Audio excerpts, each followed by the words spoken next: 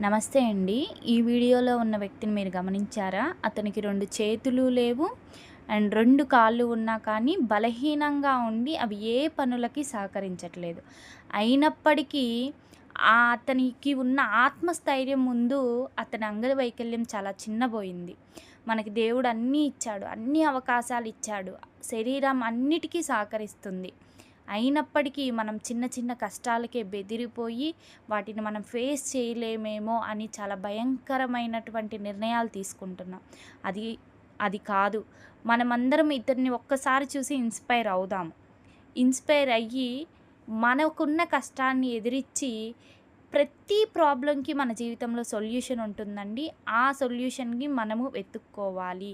వెతుక్కొని దానికి తగిన పరిష్కార మార్గాన్ని కనుక్కొని మనకి ఉన్నంతలో మన పని మనం చేసుకుంటే చాలా హ్యాపీగా ఉండాలి.